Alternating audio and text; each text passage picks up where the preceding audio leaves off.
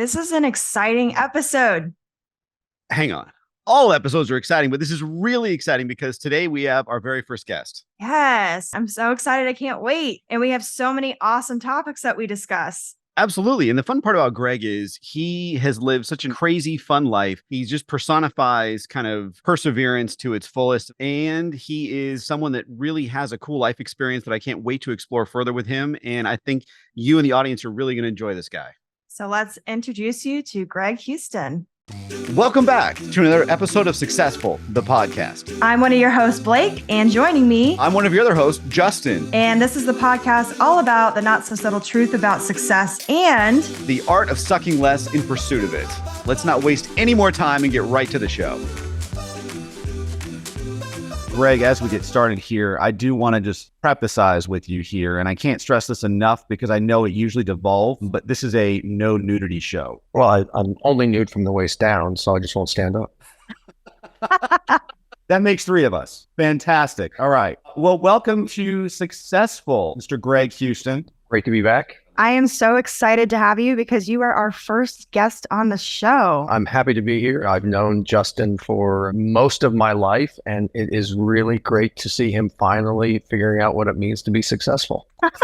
I think he's still figuring it out. I was going to say, that it's still a journey for me, yes. Well, for all of us, but I am happy to be here. The work you guys are doing, it is great work. It's important work. I'm really looking forward to the conversation today. Awesome. Thank you. We are too. Justin, do you want to kick things off for us? Absolutely. So, Greg, you recorded an interview a couple of weeks ago. You told this story that really, I thought, presented a really cool case study to kind of follow here and how it shaped your view, especially at a young age, of leadership. You don't have to rehash all the details of it, but maybe give us a quick glimpse of the Gerald Ford story and then dive into what that meant to you and how you embodied that as you went forward. Because I want to go through here today. What we want to really do is take you on a leadership journey here on this cool journey that you've had through politics, through private sector, all these different areas, and talk about great experiences, bad experiences, what you learned from each one that really helped shape you into the person that you are today to found this unbelievably cool charity. So let's start back there. Does that sound fair? Yeah, no, happy to. One of the great fortunes in my life, I've had a chance to work with a lot of great world leaders and a lot of presidents. That's not to brag. It's just say it happened, when you live in Washington, it's kind of like living in LA, you meet celebrities. When you live in Washington, you meet interesting leaders.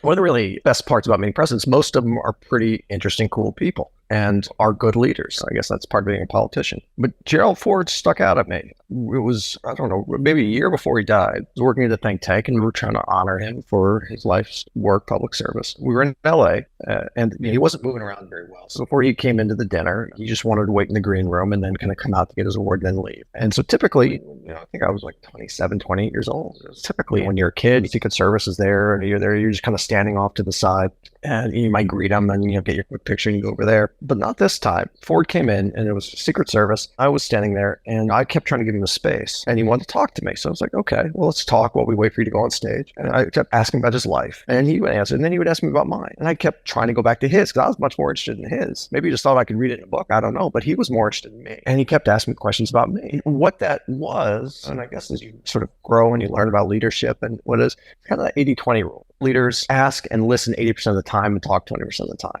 And whether he was consciously doing that or intuitively doing that, that's how it was. So he spent the whole time learning about me. Who was I? What a treat. What an honor for that. And I try and carry that forward now. When I meet with staff or do interviews or whatever, I don't talk about me. How many times have you been to an interview and the person that's interviewing you tells more about themselves than the company? No, you want to find out with the person, right? You always want to be quiet, ask questions, and make the person you're with feel like the most important person in the world. And that person will then connect with you. What a great way to be a leader. What a great thing to learn. Awesome story. It's a great story. And I think it's a great way to kick us off here. So because I asked the first question, I'll pass it off to you, Blake, to take it from here. Sure. We've talked a little bit on the show about how success is not linear, how you can often have balance in one area or be doing really well in one area and struggling in another. You have been very successful in your life. Can you kind of tell us how you've dealt with that over the years and how it's changed for you? Actually, yeah. Sorry, real quick, Greg. I just want to make sure that he does have a slight handicap in his past that I want to make sure everyone's aware of. You're successful in spite of having gone to Harvard. I just want to say that to everybody. I want to make sure they understand that because it can be a heavy cross to bear. Is that fair? I've been to Harvard. I've been to Yale. I've been to Stanford, and they were beautiful. I had full day tours of all of them. So it was great. The joke I like to say is, I've been to Harvard. I've been to the London School of Economics. I've also been to the worst school in the country, which is Arizona State, but that was just for a tour. And if you're from Arizona, you get the joke. If you're not from Arizona, like we are, then you don't get it. But that's it. Look, what I had the opportunity to do at Harvard was to do one of their leadership programs. And it was a 9-month leadership program that I was very fortunate to have a company that sponsored me for it. And I did it through the social entrepreneur track because I've spent most of my life in either public policy or international development, trying to do policy to engage the U.S. in developing the world. What that gave me an opportunity to do was think about how international organizations, particularly ones that engage much more in impact, are dealing with change and change management in sort of an evolving business culture. I'm just going to do a little side here. The reason that's important, and the reason I've sort of focused on that, when you're in a business culture, most people get an MBA. They kind of focused on profit and bottom lines. When you're in sort of the public policy, when you're in Washington, when you're in sort of the social sector, most people are impact driven. They don't have MBAs. They might have a master's in some policy space. So they kind of, instead of rising up because you're talented in business, you rise up because you're talented in impact and program. So suddenly you get to be a CEO or COO or you're really high up, and you actually don't know how to run a business. And so as business models, funding models change, you just don't have those skills. So I was very fortunate to have the opportunity to go to Harvard and sort of go through one of their programs for an extended period to think about how do you make organizations focus on impact more business oriented so you can help more people and stay current with global business trends. And that's kind of carried me through. So a lot of my leadership skills were developed through that program. I think I've kind of taken them and then carried them forward to kind of the next generation of social entrepreneurs and impact leaders. To your question, Blake, the big challenge that I've had in my life is I'm kind of a curious person. So whenever I kind of get to the top of something, it's kind of when I think, okay, now I want to do something else. There's two ways of doing it, right? You can kind of stay in the same path and keep going incrementally higher until you get to the highest point. And I've got a lot of friends who are doing like really big things because they've kind of done that. And then there's paths where you kind of like get somewhere and then suddenly you're changing things up because you want to learn and do something else. So I kind of started in think tanks and kind of rose as far as I kind of was interested in the think tank public policy space. Then I got interested in leadership and leadership development. So I went and was very high up at an international leadership development organization. And then I kind of moved. I was curious of international development. How do you help people? How do you get involved in refugee and conflict spaces? So I went to the largest conflict prevention, kind of traveled the world doing that kind of work. And then I kind of got involved in public diplomacy and how do you present the best parts of the U.S. in the national state. And that was kind of a consequence of the Trump administration, whether you like them or not. We didn't have the best image on the world stage. So I kind of said, okay, I'm interested in this. And then from there, I was like, I kind of want to get back to my roots. I'm interested in education and giving everybody, my parents both teachers, and bringing education to disadvantaged kids around the world. So I did that. So I haven't maybe maximized my potential in one area, but I've tried to at least be diverse and kind of explore my curiosity. And at least that's a fun way to live the life, but maybe not the most lucrative way to live your life. I think you're following your passion. And I think, honestly, passion is one of the most important things when it comes to success, because that's where the joy comes from. If you can do that, if you can make a living, you hope that that's enough of a goal. Maybe you don't get as many beach houses, or maybe you don't get invited to the Met Gala, but you still have a pretty good life. And that's what I try and do. Some people say, make all your money, then do philanthropy. I try and just do both. The question I ask anybody who sits down with me is exactly that. What is your passion? Some people really just have a passion for making a lot of money. Some people have a passion for philanthropy. Some people have a passion for computer programming. Some people have passion for teaching. Figuring that out early and exploring that is really critical. I've met too many people who go down one path because they need a job and then they kind of stay in that and they just kind of work their way up and they're just not happy. You've got to take risks. You've got to follow your passion, because otherwise you're just not going to live the life that you really should focus on. You're going to run out of time pretty quickly. I think that's an excellent point. Based on everything that you're talking about here, one of the things that I think is an overarching theme with successful people in general is curiosity. Because passion, to me, is one of those things that has been bastardized over the years, not because it's a bad word, but because people interpret it as like a free spirit and you kind of roam and do whatever. But the idea really, to me, of when I talk about passion and talk about it with other people and with clients and speeches, everything else, the idea of passion to me is finding that thing that gives you that spark, that gives you that drive that you want to go achieve, which then gives you the ability to be questioning and to be curious and to curate a future that's different than what you envision at some point in your life. And you're always thinking of something different and finding those new paths. And it sounds like you've done a lot of that. My question to you is, in terms of curiosity, because of the different paths you've taken, because of all these different things, and you still remain curious, what is that do you think in you that has given you the ability to stay curious, to keep driving forward and keep finding that new thing? But first of all, it's a great question. And I think that's why you're good at your job, because you ask questions that everybody should reflect on. And I'm probably going to come back to you and ask you to do a second episode because I want to spend the entire time talking about that. What drives my curiosity is seeing lasting impact. Everything I want to do, I want to know that there's a legacy behind it. And it comes back to what I said a minute ago. Your time runs out for all of us. And if you spend that time doing nothing, you've got nothing left behind other than plaque in a field somewhere, then that's just what a waste of a few short years in infinity. What drives me is what can I leave behind? You leave family behind and a legacy. For me, at least, because I'm in this sort of sector, I leave a better America behind. I leave educated kids in rural parts of Asia and Africa, so they have generational change behind. I don't know what's going to be next. I'm kind of getting more interested in leaving a more united country behind. That's probably where the next kind of space I'm going to be in. But it's that legacy, it's that permanence of your existence. Can you learn something new? Can you get deep into something? Use your brain in sort of new and flexible and creative ways to create something that didn't exist before you started doing that. And that's your legacy. You got your kids, you got your family, and you got whatever other intangibles you leave behind. Intangibles still go, but that's what drives me. That's awesome. Everyone's going to have a different answer. I'm curious what your answer is going to be to this. How would you define success? What does that mean to you? What does it look like to you? Justin and I were emailing about an article in the Economist, or an essay in the Economist a couple of days ago. I think we both kind of use it in the work we do. It's sort of an analysis of the time resource problem. Kind of the theme we've been talking about. And we'll pivot away from this because we're spending a lot of time on it. But everybody reserves their free time for the end of their life. They think, okay, I'm going to bank my time. I'm going to work really hard, and I'm going to have all this time at the end of my life. But in the meantime, they waste their time. They don't use it wisely. And who knows if you get that time at the end of it.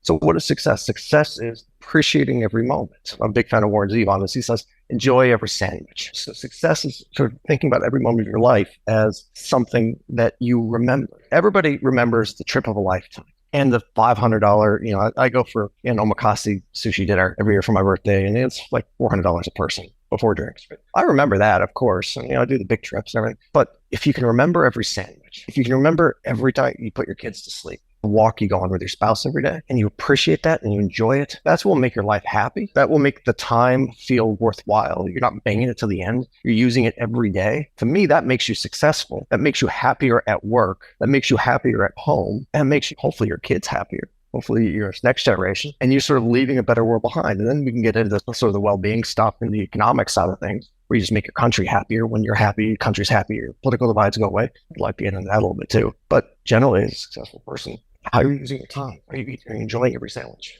I love that. I'm going to start saying that. Are you enjoying every sandwich?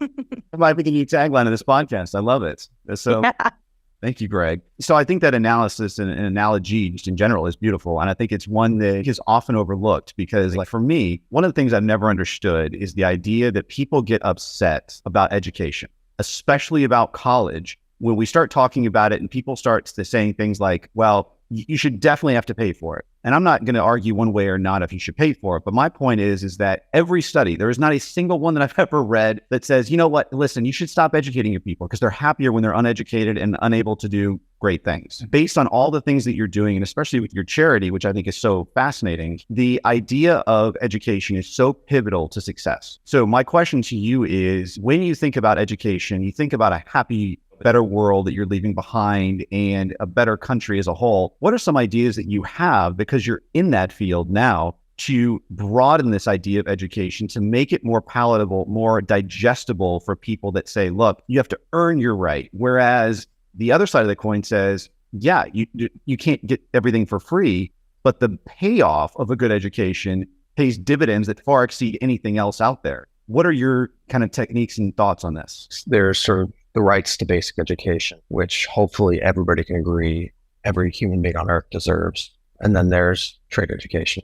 And hopefully everybody agrees everybody should have access to them. In this country, there's long been this expectation that successful people go to college. If you don't go to college, you're going to be in a trade, and that's not glamorous, even though people in some of the trades tend to make more per hour than either of us do. And so I'm very happy in the community college system for a long time, and I'm really happy that sort of that's shifting and that you can have a really good career in life when we invest in giving people options other than four-year colleges. So there's a really smart guy named Stan Litow. He ran the IBM Foundation for a long time. He kind of invented the P-Tech program out of IBM. And he's done so much great work on the payoffs when government and private sector come together to invest in alternative education post-high school. The economic impacts, particularly in the Rust Belt, where they did a lot of work, where there's tangential issues to unemployment, fentanyl problems, political divides, everything else. All those metrics change when we invest in secondary education. But definitely check out the work Stan's got a book too, which is brilliant. The side that I spend more time working on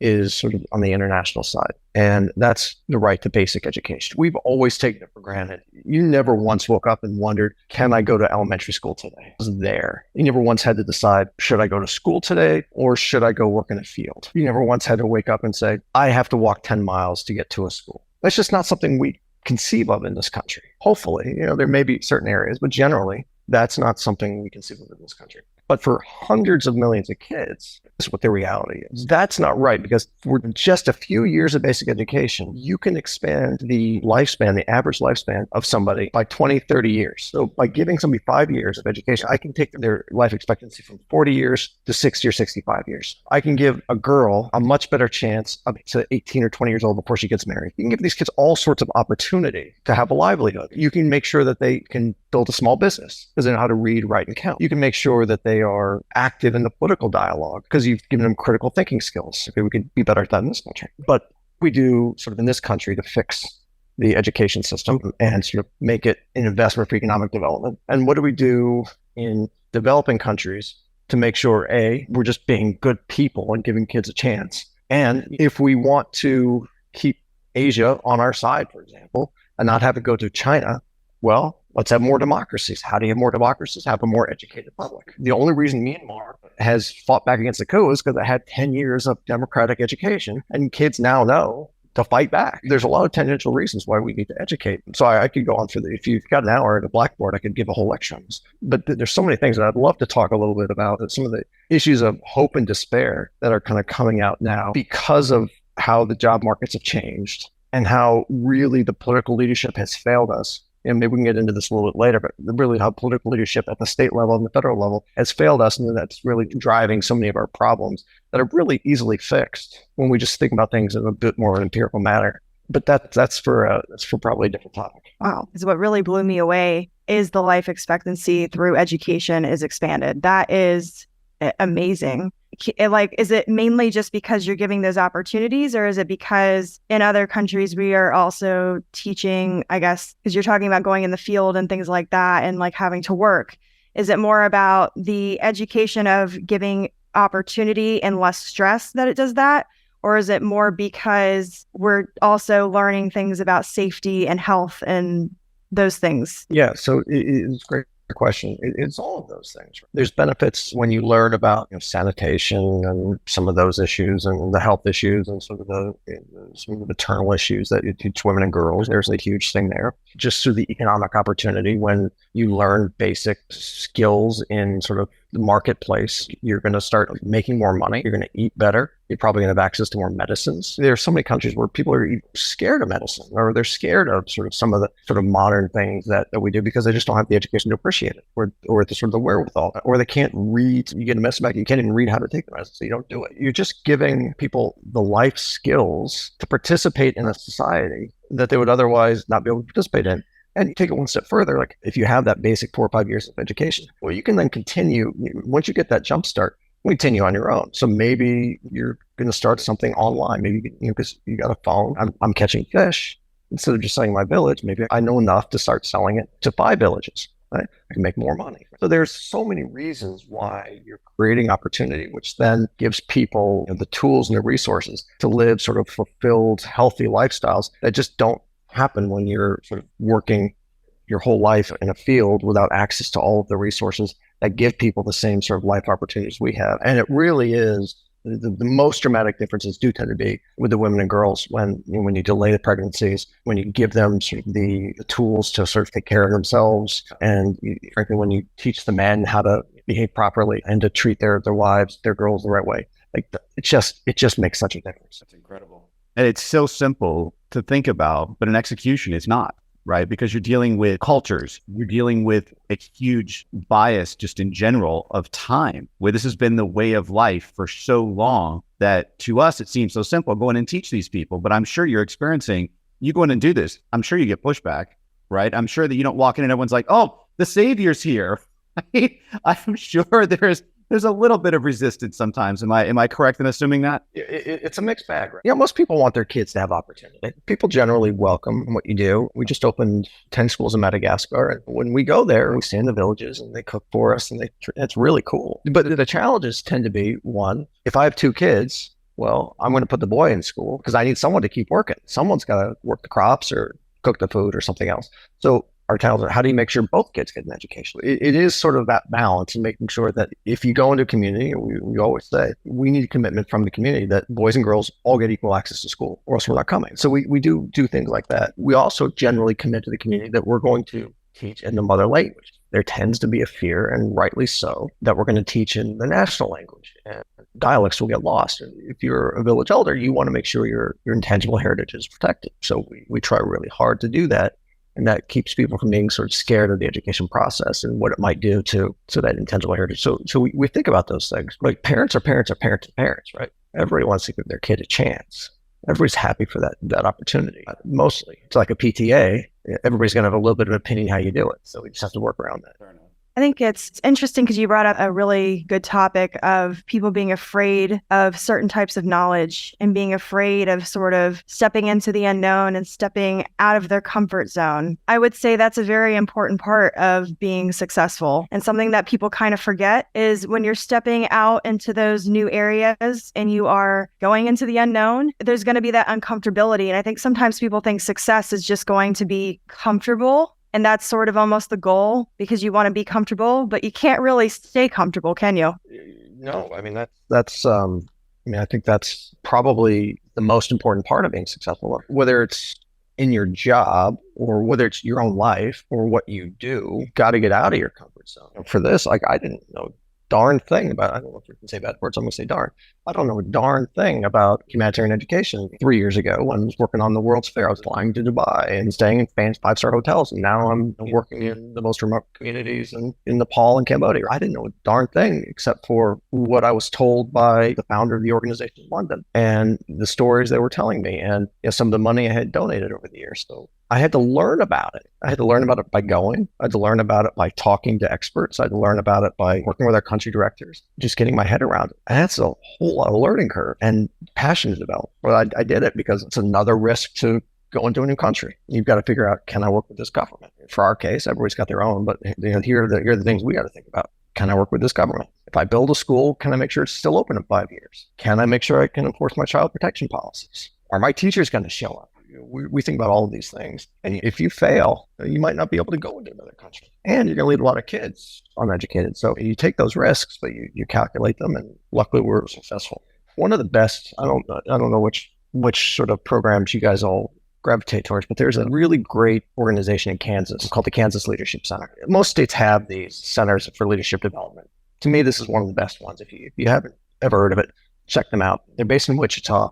They're doing what they do best, which is economic development and leadership training. But they've really developed a brilliant model of building capacity and leadership development, not only for Kansas, kind of regionally. By the way, they have one of the most spectacular buildings in Wichita, worth visiting. But they're built largely on sort of the military ethos of leadership, which is really that leadership is not everybody can be generals, but everybody has a role in being successful. And taking risks, as you say, is sort of fundamental in being successful. Calculated risks is how you're successful. I've embedded a lot of the KLC model into my style and my team's style. I make everybody, they have a book called When Everybody Leads, which I give all my staff. And it really is about how everybody sort of sees leadership as an activity, not a position. And that risk is fundamentally part of being successful. I agree with that 100%.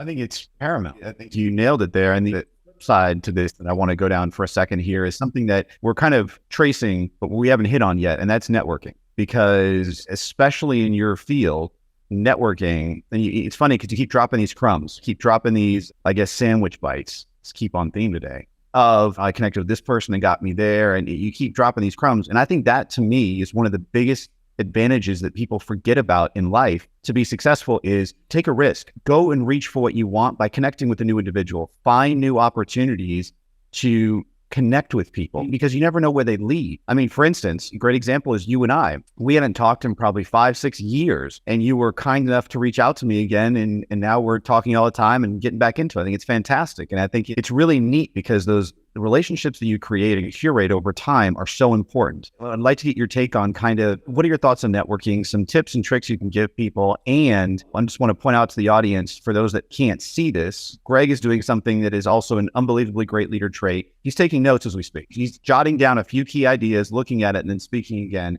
And that is a sign of intelligence, one. And two, it's also curating thoughts. It's a good way to curate your thoughts and make sure that you're expressing yourself coherently, concisely, and cohesively, the 3 C's together. And so my point to you, Greg, and my question is, what are some ideas and points that you'd like to make in terms of networking? Because in politics and in business, it's universal. That is probably the number one key to success. Beyond impact that you're making, it's networking. What are your thoughts and ideas on this? Yes, I do like to take notes, but some of it's just, I've definitely burned out my memory through a lot of late nights for reasons I'm not going to talk about over the years, which is the primary reason I take notes. But I also do like to curate my thoughts here and there. Everybody has what I like to call their alumni network. You got your real alumni network from whatever high school, college, whatever you went to. But the alumni network that you have are all the people you've accumulated in your life that you've done things with. Friends, colleagues, people you've mentored, people who've mentored you, but they're your alumni network, your fraternity brother, whatever it might be, sorority sisters,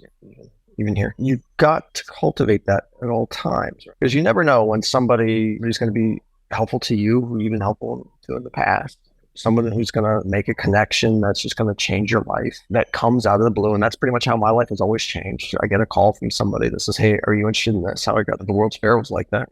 Like anything else. Networks, it's like a garden, right? If you don't cultivate it, it will die.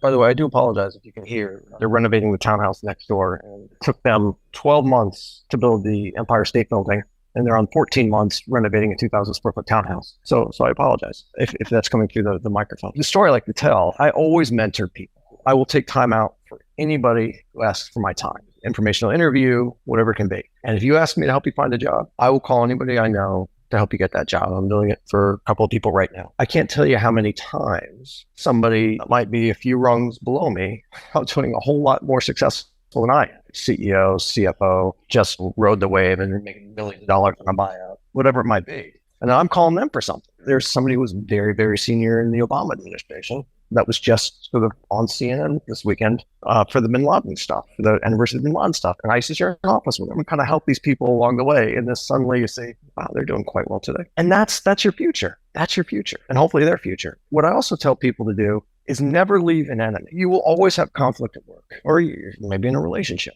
But I don't think there's any conflict that is so intractable that it can be lifelong. If you leave a job and you have enemies at work or somebody that you just really don't get along with, you never know when that's going to hurt you again. Try everything you can to keep your relationships positive. If you do end on a bad note, wait a year, 2 years, reach out to somebody that you didn't get along with. Try and mend that fence. Do all you can. 9 out of 10 times, you can get coffee with them. You can mend that fence. You can sort of rebuild that relationship. I'll tell you, I've gotten calls so many times from people who just kind of whispered, you might want to avoid that person just because of conflict. If you can eliminate those from your network, so the negative influences, and just keep the positive, I'll tell you, that really will go a long way to help your career. I think those are really good tips. I was going to ask you, so we were talking a little bit about calculated risks, but sometimes even in the best calculations, things end up going wrong. And I think you have some really great stories about resilience and how failure is actually just a part of success. It's not really the opposite of that. So can you give some examples and talk a little bit on that so that we can hear your perspective when it comes to failures and when it comes to overcoming things and being resilient in your success? Yeah, thanks for that question. Reference the World's Fair, because that was kind of the last big thing I did before this current project. And that started on a call. The vice chair of a board of an organization I used to work at, 2 organizations I worked at, was named to a very senior position at the Trump team. He also worked with me when I worked for Senator McCain. And I hadn't talked to him in a while. And he called. He was calling a lot of them McCain alumni and alumni from some of the nonprofits he'd worked with, and asking them if they wanted to go in the transition. So this is the network, right? But, we kind of stayed in touch over the years. And it was one of those kind of life-changing calls. Wasn't expecting it, but he said, no, we're looking to fill a lot of jobs. The advice they were giving everybody, because a lot of the McCain people weren't interested in going into the administration because there was a little bit of tension between John McCain and President Trump, was, look, even if you don't like President Trump, we need good people to make sure this stays on the rails. And so he asked me, what do you want to do? And they were asking me about really big jobs, because when the transition started, they didn't expect to win. So they hadn't really started thinking about who's going to be Secretary of State. Not that that was one of the jobs, but it wasn't far off. So one of the things that they were talking to me about, the president just committed to the Emiratis that we would participate in their World's Fair. Most Americans don't know that there are still World's Fairs. Everyone knows the New York World's Fair or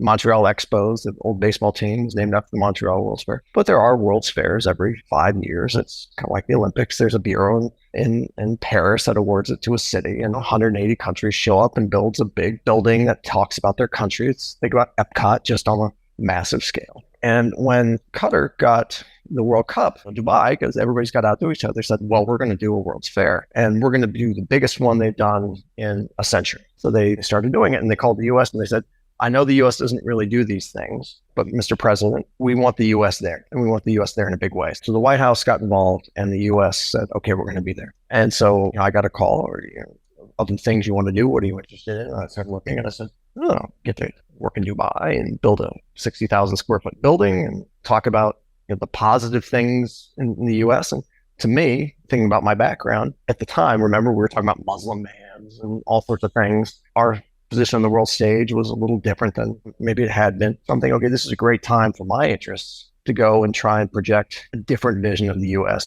in the middle of the Muslim world at this time in history. Sure, I will do that. And so it was a process. It wasn't just, here you go, but through a process, you had to start a company because it was a public-private partnership and sign an agreement with the State Department. And then we had people from the State Department working inside, and we had a lot of different pieces. But I was CEO of this $60 million enterprise that was representing the United States in Dubai. And it was really cool. I mean, besides the sort of mission and impact, which I love, I was flying, as I like to say. You get on a plane, some people turn right, some people turn left. I was flying on Emirates a couple of times a month, turning left, and that's not a bad airplane if you've ever been on one of those. Staying in the best hotels in Dubai, which is not a shabby place to stay in nice hotels, and going to the best parties and doing all that. And at the same time, kind of cool to work with world-class architects and engineers and big corporations to say, how are we going to tell the story? I was having a great time, except for the fact that it didn't occur to me, and should in hindsight, that when you're building a big flashy building in the middle of the Middle East, and you have a president of the United States who is a builder, and a lot of people around him who are interested in things happening in the Middle East where there's a lot of money, that they might have an interest in this. So we thought it would just be kind of a low-key thing we were going to do. It turned out to be a lot of hands in the project. And so, as I like to say, there was a group of people working with me on the project that were all-stars, and then there were a few people who were, from the aisle on the misfit toys.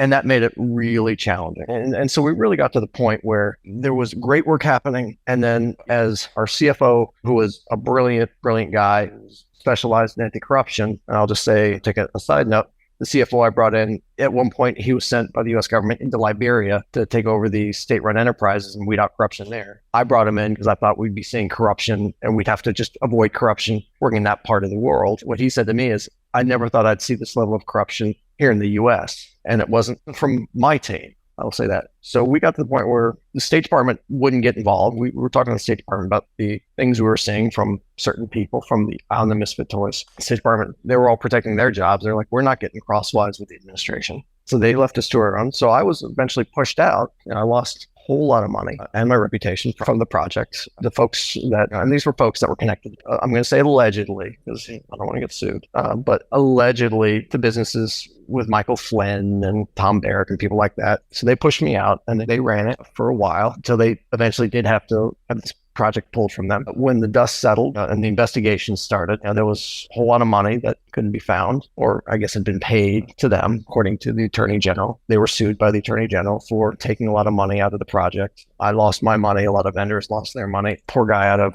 Minnesota put his entire life savings on the line to get a food catering contract with them. Immigrant, went bankrupt. So things like that happened. It destroyed me. destroyed me for two reasons. Mentally, it destroyed me because I had put everything into it, being successful. And I was working 80 hours a week, brought in a lot of people, friends, other people to be sort of part of my board and advisors and vendors, and they all got screwed basically, and then destroyed me kind of from a business standpoint, because I had people either saying, well, you must have been part of the corruption too, or you were really naive for getting involved with these people, or if they were completely Trump haters, you shouldn't have gotten involved with the Trump administration at all. What's wrong with you? So it's like there was nobody said to me, good for you for standing up to corruption. It was one of three things. I had to like walk away saying, okay, I've lost all my money, I've lost my reputation, all my friends are mad at me, what do I do next? And what did I do? Well, one, I cooperated with the investigation. It took some time, but it was cleared completely from any wrongdoing. In fact, the Attorney General went out of their way to say we did everything right. So I started focusing on new things and getting new projects off the ground. And I said, okay, well, I'm going to do something completely opposite then from what I'm doing. And that's when I started thinking about, okay, I dabbled a little bit in some of this international development work when we were doing conflict prevention before I got that fateful call about the World's Fair. So I went back to international development and I said, well, what could be opposite of building something in Dubai? And that's when education came up. And I said, I'm going to go back to education. It's tangible. It's real. Can I do this now? And kind of redeem myself, not for the world, for me.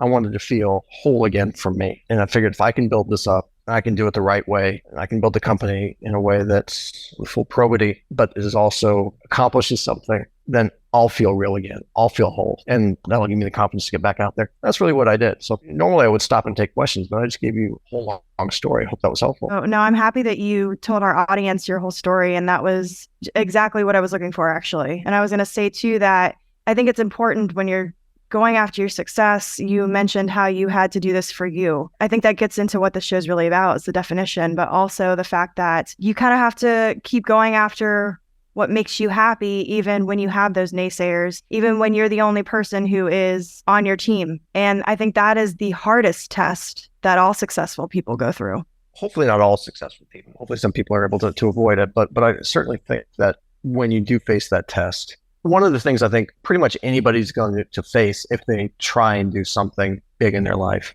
it is sort of a decision between right and wrong, or at least gray. It's always easier. It's easier to be in the mob than it is to be on your own. And in this case, I could have been in the mob and kind of bent a few rules here and there, paid off a few people, done that, and probably kept the project. Look, how many years did bring that up before he was caught? Or the crypto kid, whatever his name is. It's actually kind of hard to get caught. If you're doing light corruption, you can probably stick with it. So you kind of have to decide. And frankly, I think probably a lot of people say, look, I'm just going to kind of bend the rules a little bit. If you watch Succession or some of these shows, like they kind of tell you the only way to get ahead is by cheating a little bit. You got to think about what you want to do. Because for me, I don't want to cheat. I don't want to bend the rules. So that kind of put me on my own. And pretty much everybody, if you're going to be successful, you got to decide, can you be successful without cheating? Without breaking the rules. I do think you can be. You just have to surround yourself with people who think the same way so that the mob is on the right side of the line. And if you are, then you're not going to have to be in the situation. I made a mistake. I had to learn that the hard way. What I now talk about with pretty much anybody I coach is think about ahead of time how you want to spend your nights. So after everything blew up and the press was calling and wanting quotes and they wanted the story and the government was calling and they're doing their investigations and their depositions, I never lost any sleep. I never had to think about what I wanted to say or call someone to get the story straight. I never had to do that. I never lost a minute of sleep. And when you do start getting into that gray area, when you do start getting on the wrong side of the line, you're taking that risk that someday the Washington Post is going to call and ask for your side of the story, or the U.S. government, or shit, another government, but jails that aren't quite as nice. The luxury for me of being able to sleep at night and never have to think before I go into a meeting about what I'm going to say, because it's natural and it's true and I got nothing to worry about. That's worth everything. I think that's success. Even if I didn't necessarily succeed in this project, at least I did it right. That's incredible. And I think that's a huge testament to your character and also to the understanding of what business is, because it is funny to me because people separate politics and business, but they're the same. They really are. They are the same people get into it, the same leadership style, everything else. They just do focus on different things. And to me, it's always been funny, especially as I started making my way up the chain and to vice president level and stuff like that. It's very interesting to deal with those politics internally of, okay, look, what's the gray area here? And my stance on it has always been, I want black and white. in life, there's gray areas. If my kid comes back and says they accidentally gets in trouble and says they hit somebody, there's a gray area there. There's something that went on to cause that. I give that kind of some prudence there, and then we do the investigation. In business and politics, maybe more so in business, because it really should be black and white in my world. When I always lead, it's always, and even when I talk to other people I coach and all my seminars and stuff, it's really about don't straddle that line because it causes stress. And I love your analogy of the paper calling. I always use the objective of saying, look, do you like wearing orange a lot?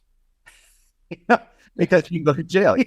Is orange your favorite color? If so, then keep doing this because you're going to get something, even if you don't go to jail, the negative consequence of this is going to pop up at some point in time. And so I think it's really great to hear stories like yours of people that didn't push that line, that said, look, it's ethically gray, but it's still gray. And so it could be black, it could be white, but it's gray. You didn't even straddle the line. You stayed within that curve, you stayed within your lines, and you paid off for you, because it doesn't always pay off for people in the way they think it does. So it's great to hear a story that is redemptive in value. It's great to hear that you are human in this. You had those moments of despair, because I don't know how you don't. And the attitude you still have now, a few years later, is just unreal to me, because your resilience is just so strong. After my diatribe there, I apologize. But my question to you is, one of the characteristics I think is so neat about success is the ability to play it forward. I believe we're all connected in some regard. And so kind of one of my wrap-up questions for you here is the idea of, I know you mentor, I know you want to make good in society, I know you've got a family, I know you got all these great things, but if you were to narrow it down in your mind and really talk about what it means to play it forward and what it's done for your career in terms of from the human side, not just the advantages it's given you, but from the human side, I'd love to get your thoughts on that. I don't think we've talked about this yet. I sent you a book, or a link to a book that I've just read, so it's top of mind. I went to the book launch last week up at Gallup,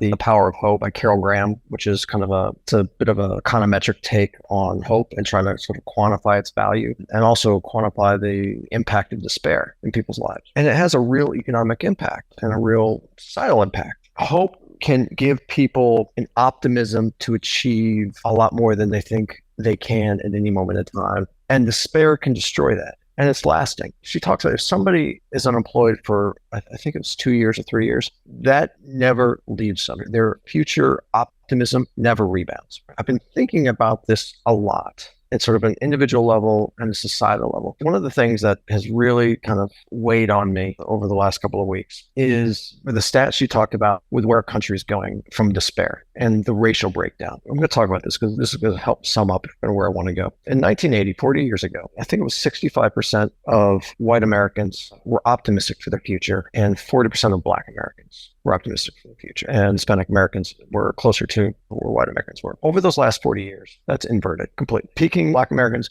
were most optimistic about their future in 2014, which correlates with President Obama, weirdly, or not weirdly, which unfortunately kind of bottomed out for white Americans about that same time, went down a little bit, 2018 to 2020, which would be the George Floyd for Black Americans during Black Lives Matter. And then it's been rebounding and it's been going down for white Americans. So today, 65-70% of Black Americans are optimistic for their future, and 35 or 40% of Americans are optimistic for their future, or white Americans are optimistic for their future. And that says there's something fundamentally wrong with our country, that we are having such a divide. It explains the political divide. It explains the rise of sort of the MAGA movement. It explains a lot of the fentanyl crisis within sort of the Rust Belt. And where does that come from? Where does that change happen? Well, the change has happened, and you look at the states where the optimism is lowest. It's in rural America, where jobs have been lost. It used to be you'd graduate from high school or wherever it would be, you'd work in the mines, you'd have a trade, or you'd have something, you'd be good standing in society, you'd have a future, you'd raise your family, you could provide, and your life path was there. Over the last 40 years, that has changed significantly.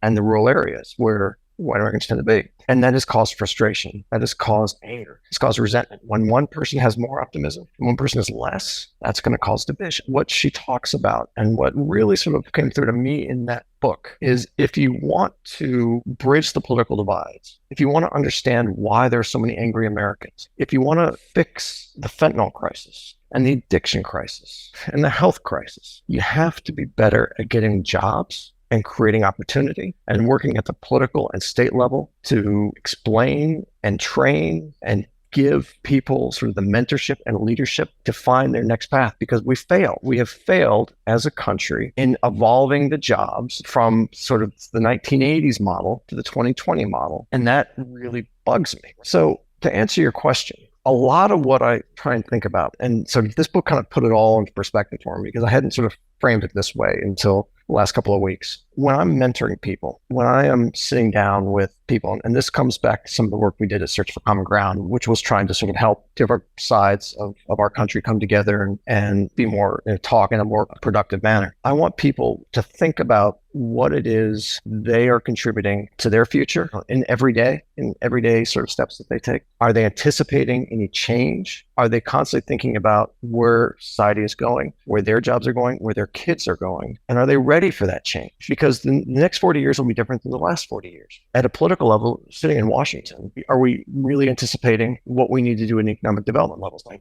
love sort of working at the think tank level and the public policy level to be thinking about the leadership development side of things. The Kansas Leadership Center, places like that. I try and get everybody to take leadership development courses so they can make that sort of change at their level. But it is really thinking about, how do you get into the community development level? How do you make change at your level? How do you make sure that we are ready to overcome the next crisis? Because look, we have a huge crisis coming with AI. So this is the last little diatribe I'll go on. But if we're not ready for it, and people say AI is going to take away a lot of jobs. Yeah, it is going to take away a lot of jobs. But the bigger crisis is the fear of losing those jobs. People are already scared of losing jobs. They haven't even lost them yet. So that's going to make all these numbers go even crazier. What are we doing today to get people ready for it, to train them, to give them comfort? I've been talking to a lot of people. We both know a lot of people in the entertainment industry are saying, this is going to take our jobs. So when I talk to one of them, I said, probably. What are you doing about it? And so it kind of goes to all of that. And so we can't let this hope and despair number get bigger. How do we get that 30% back up to 60 and 70%?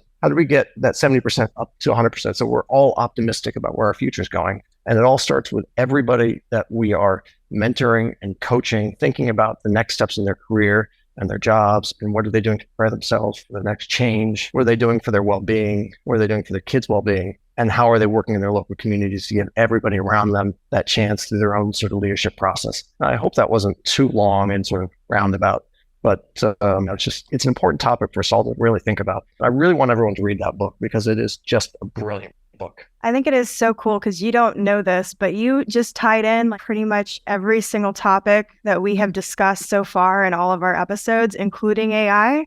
That was our topic yesterday. So that is so cool that we were able to do that. And thank you so much for all your amazing stories and all your guidance. And for everybody who has not said this to you, thank you so much for standing up to the corruption. That takes a lot of courage, a lot of work. So hey, thanks. Enjoy every sandwich. Enjoy every sandwich. Greg, I can't thank you enough for these conversations. We definitely have to have you back on. And for everyone keeping track out there, I think that you can all go take a nap now, because this has been an emotional roller coaster, an intellectual roller coaster of awesomeness, and a great look behind the curtain of someone who's very successful. So, Greg, thank you very much from both of us, and we can't wait to have you back on, my friend. Hey, keep up the great work. Thanks for having me. Well, Justin, as they say, all good things must come to an end. Alas, they must. However, this isn't the end, because next week, same time, same channel, we drop another episode. So get excited, because we're going to be diving deeper into all the topics of the not so subtle truth about success and the art of sucking less in the pursuit of it. So join the conversation below, and don't forget to subscribe. That's what's great about hanging around with politicians. You learn if you talk enough, you'll eventually say everything.